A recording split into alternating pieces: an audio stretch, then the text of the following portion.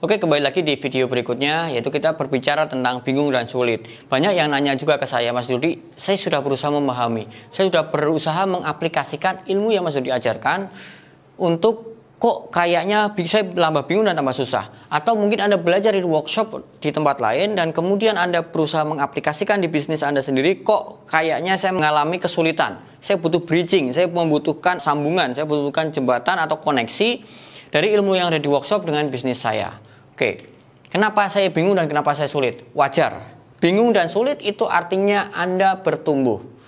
Anda merasa kebingungan, kenapa? Karena Anda berpikir. Karena kalian semua sedang, kok kayak nggak bisa ya? Artinya ada kemauan. Di situ ada minat dan di situ ada curiosity. Ada curiosity.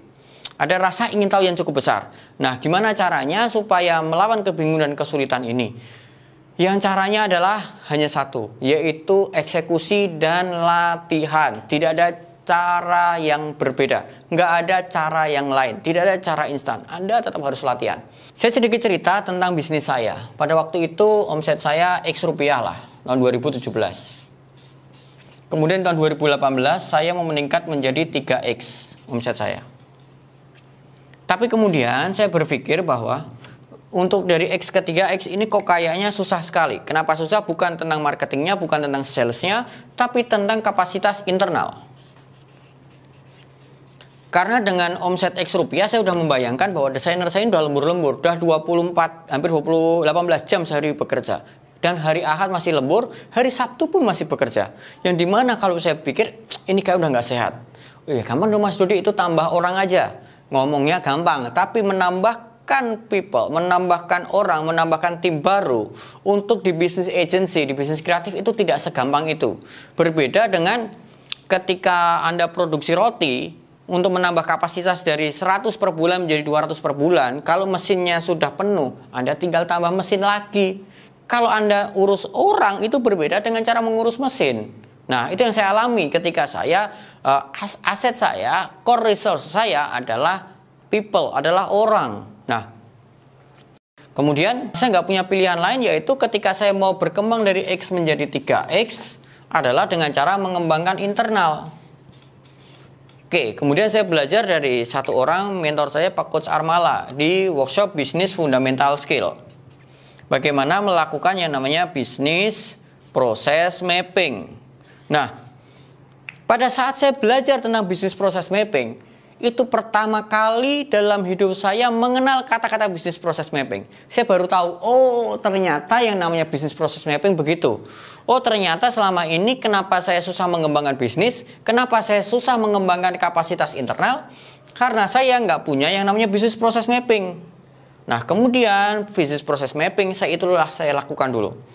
Padahal, ingat, bisnis proses mapping adalah hanya satu modul.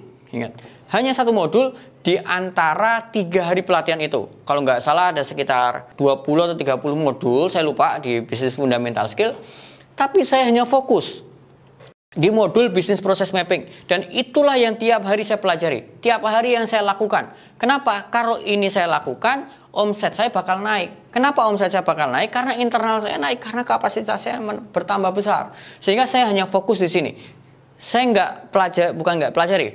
Saya eksekusinya bertahap. Saya eksekusinya sesuai prioritas.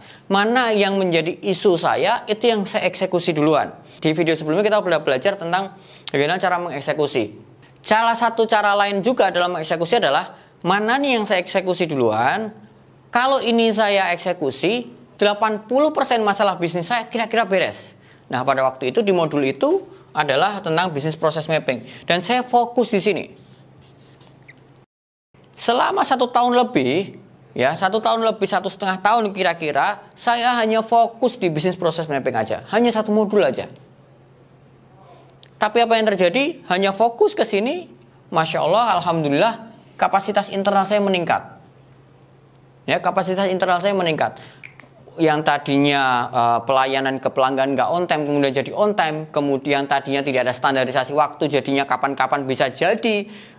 Saya bilang bisa, insya Allah kita presentasi tanggal sekian, revisi tanggal sekian sampai tanggal sekian, dan kirim brand book hasil akhir tanggal sekian. Itu bisa terjadi mengapa? Karena adanya bisnis proses mapping yang baik dan benar.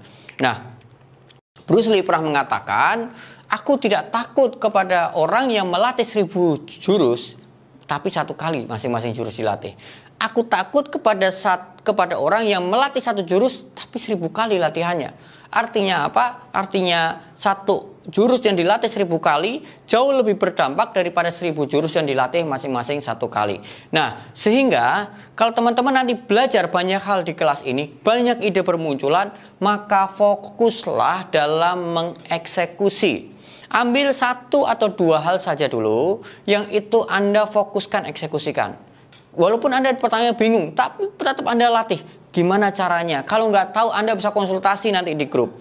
Sama dengan waktu awal-awal saya memahami bisnis proses mapping, tidak segampang melakukannya, tidak segampang apa yang disampaikan di workshop. Tapi saya harus tetap latihan. Kenapa harus itu dilakukan? Karena ini adalah, menurut saya, ini cara bagaimana kapasitas internal saya meningkat. Gimana caranya bisnis saya, omset saya naik adalah melalui bisnis proses mapping.